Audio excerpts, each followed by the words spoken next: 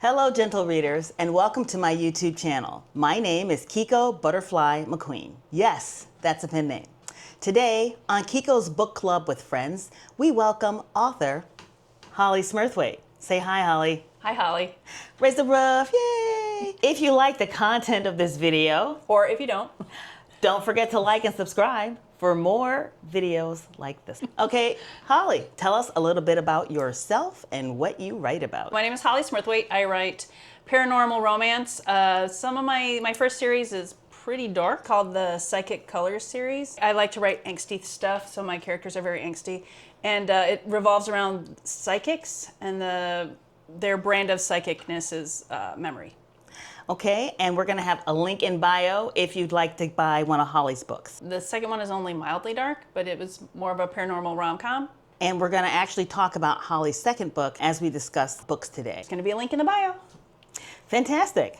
So let's get on with our categories of books. Today we have 3 categories. They're all romance. And the first category is rom-com. And the first book is That Time I Got Drunk and Saved a Demon. For those of you that have not read That Time I Got Drunk and Saved a Demon, Vice Trader Cinnamon's life is turned upside down and she ends up on a fiery quest with a demon named Fallon. So Hollie, what do you like about this book as a writer? As a writer, okay, the thing I loved about this book was that normally when people go on quests, it takes like forever, right? They're always like 1,000 pages, and it was like they're traveling or whatever, and they go to a few places and they're like, they get things done, it moves. It had a great pacing that I think a lot of people, when they do these quests, they linger too long, for me. And I thought it was great, like you could do a quest in a short amount of time. Fantastic, I agree with that. It was a quick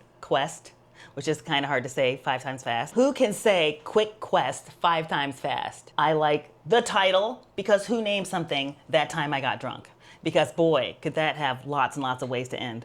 Anyway, I like the title, and I liked her world building. Yeah. The whole building a whole entire world around cinnamon. Her brothers are named Cumin and Chili. I didn't think it was gonna work, but They were hilarious. That was pretty hilarious. Yeah. So that was my favorite bit. As a writer. So what was your favorite bit about this book as a reader? As a reader, I liked, this is going to be no surprise because I read a lot of romance as well as write it. And so I like the chemistry between Sin and Fallon. I thought that they had sparks very soon, but it wasn't one of those things where like they're together and you're like, okay. I thought she did a good job of building the relationship up. I agree. I think they had lots of chemistry.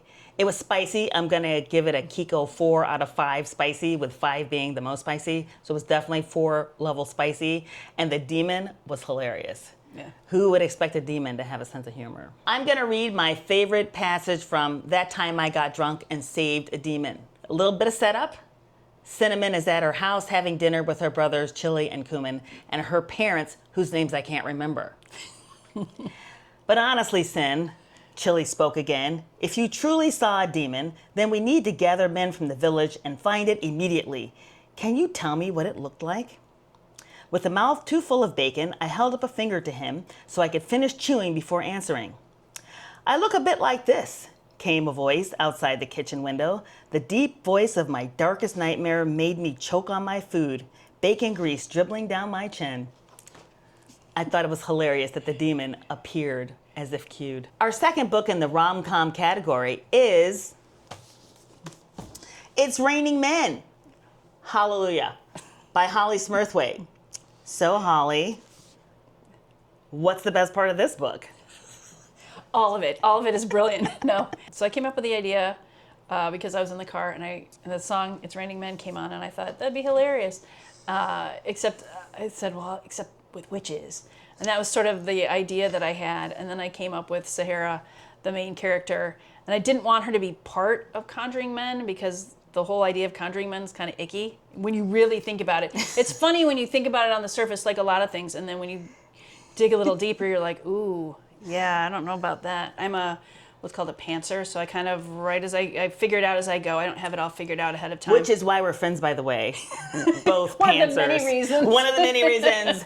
Pantser, maybe 2 or 3, top 5. Especially since they're like fully conscious. They're not like robots, right? They've got, minds, bodies, they're hearts. sentient, but they have no. They're just like keyed to like please their women, which is again kind of icky. So Sahara, I had her just being like an innocent bystander who like happens, like her dog runs away and then she goes through the hedge, and then right when they're performing this magical thing, and then she ends up getting one of these perfect guys. And this perfect guy's name is Cortland, correct? Cortland. All right, so the basic, I don't want to say basic thrust of the book. Is that wrong to say when you're talking about romance comedies? Anyway, so the basic... I think the more thrusting, the better.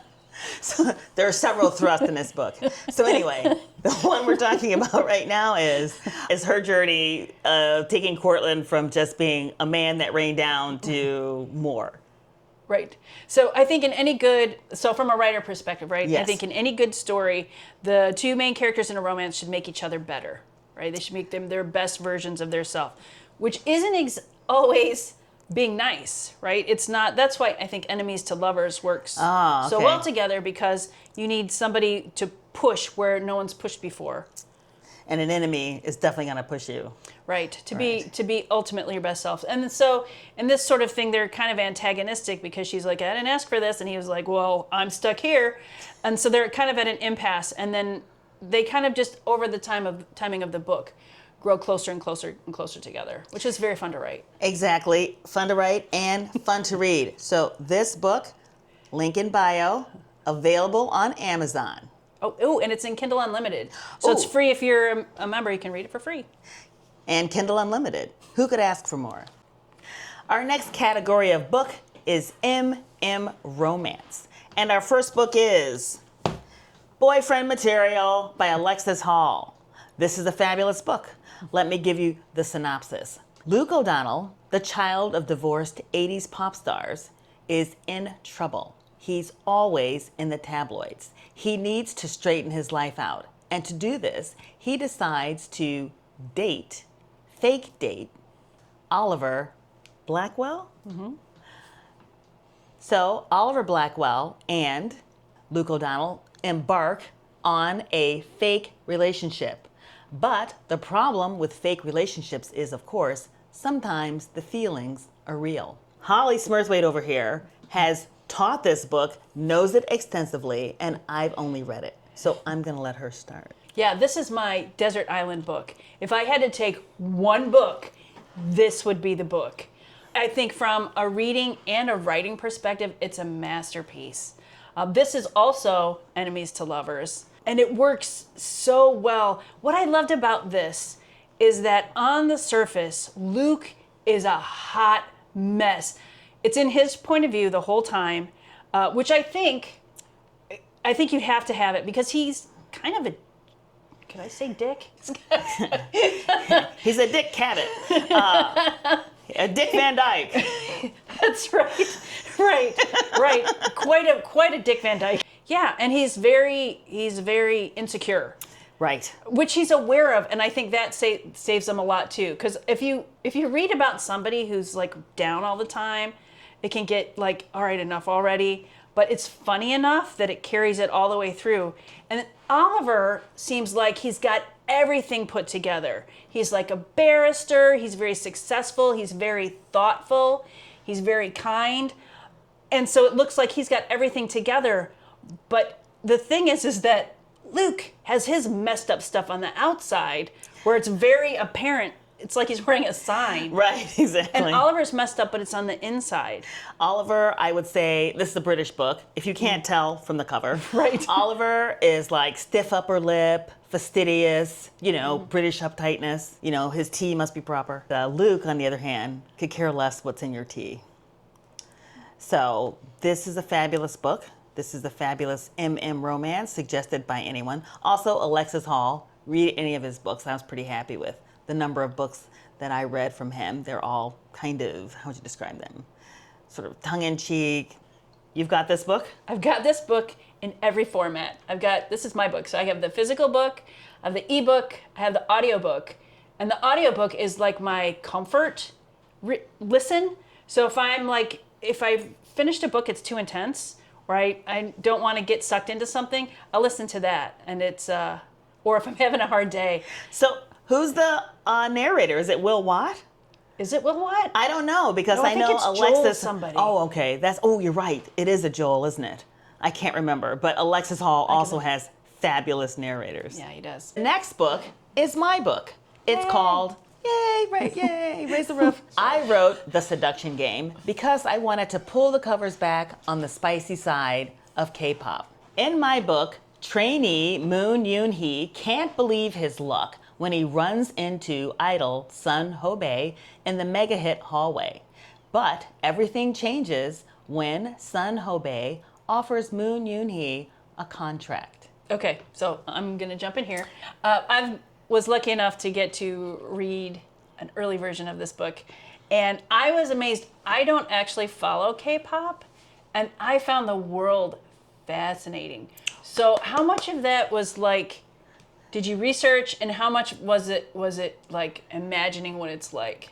I did quite a bit of research. You can tell a lot by watching Instagram videos and by watching reels and by what you see just with your eyes from watching anything like like watching the K-pop stars do live videos. They do Instagram reels, which you see like little snippets of their lives. And then there's like other sort of behind the scenes that are shown, and quite a bit of it is edited. Well, first off, I read a book about it, and then I noticed that you can tell a lot about people's lives in Instagrams and in reels, even though they think they're hiding it. Some of this I can perceive and see. Other parts of it I read about, like, Wikipedia. You can read other like little background things about what happens in K-pop. And then some of it is just sort of my imagination putting it together. It would be better if I spoke Korean, but I've actually learned quite a bit of Korean, turns out, but I'm obviously not Korean, so I can't, and I have never lived there, so I don't know the culture. But I can tell quite a bit about what's going on from what I read and what I perceive. I really like that aspect of just even being in South Korea. I was like, I don't know anything about it, and there's lots of like foods, how they live, and I had no idea that K-pop was such an industry.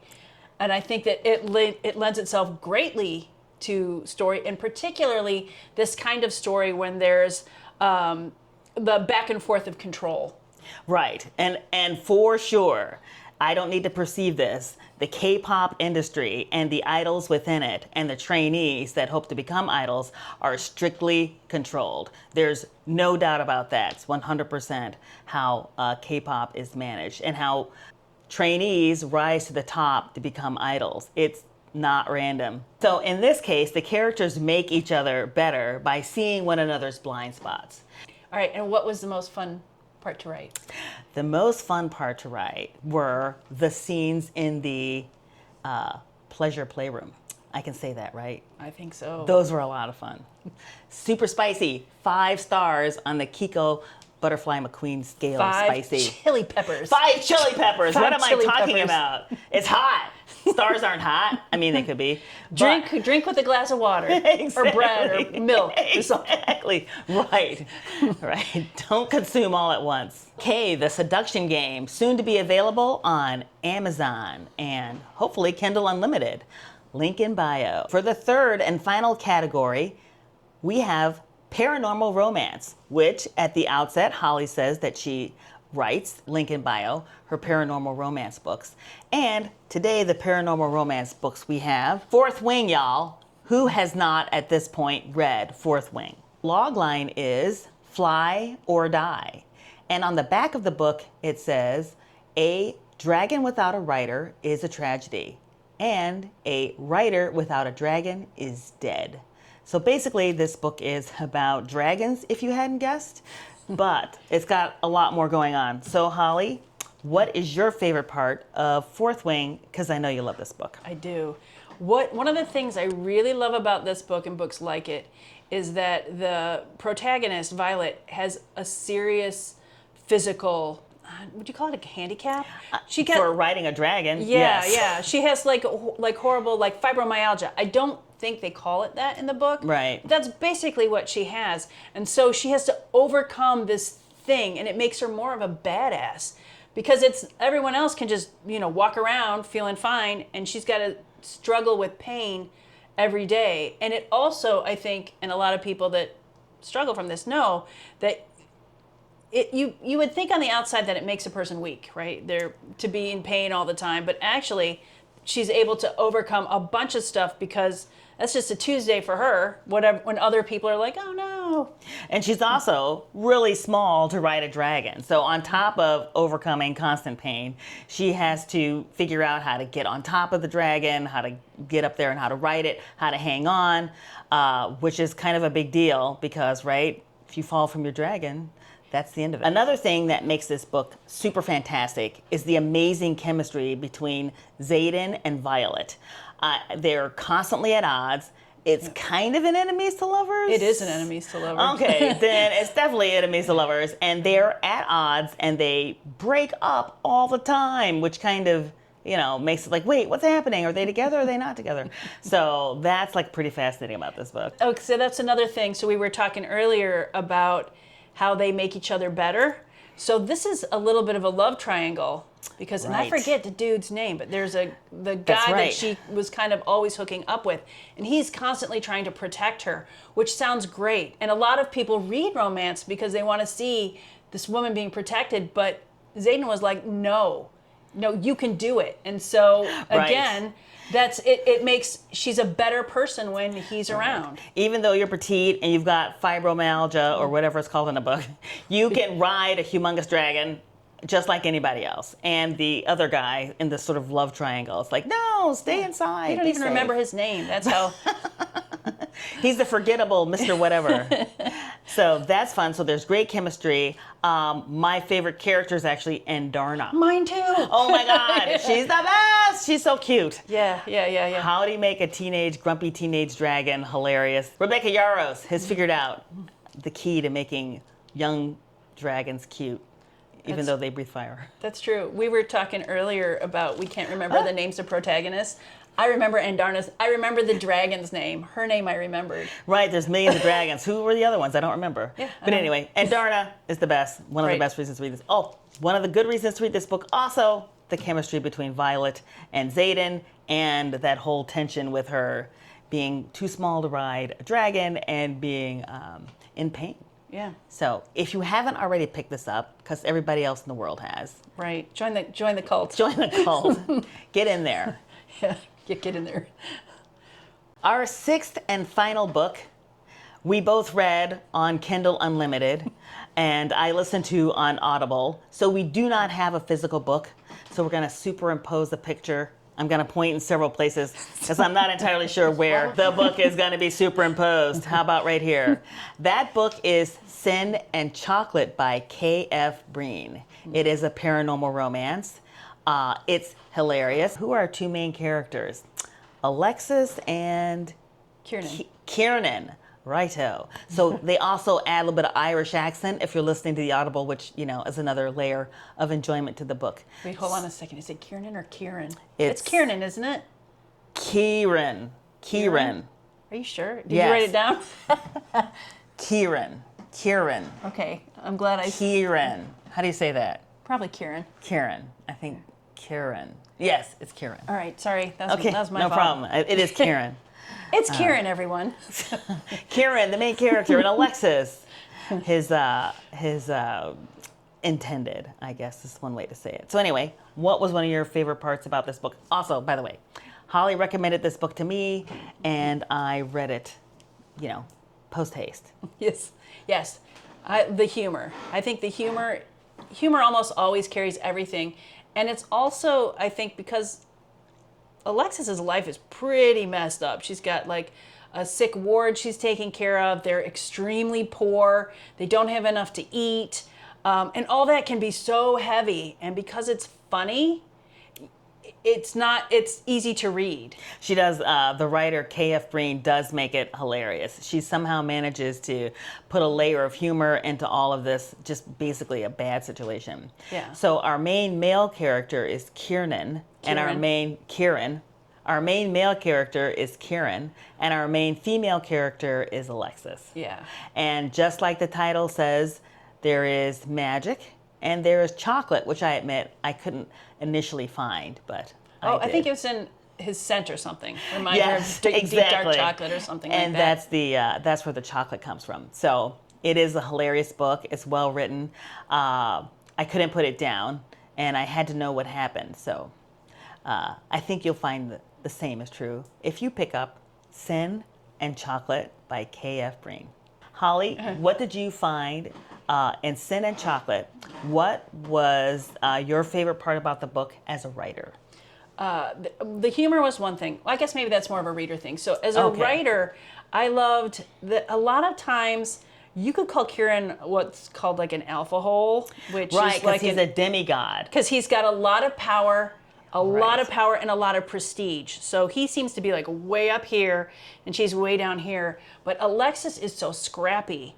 And that again, when you talk about making someone better, they're very good at he's like got all this power and she just matches him every single time.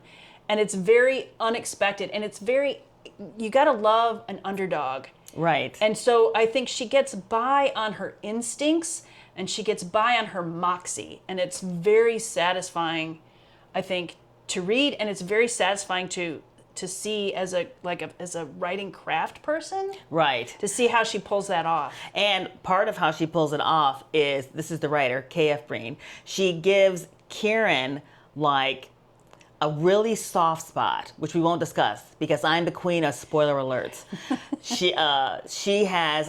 The writer has managed to like work in this really soft spot with Kieran, and Alexis sees it. And that's kind of a big thing that keeps the chemistry going, even though he's a demigod and has almost all the power. That's right. And the other thing is that he's got a problem and she's the only person who can fix it. He's been looking and looking and looking for someone that has her talent. Right. And so that's the other thing is it seems like a very large power dynamic in between them.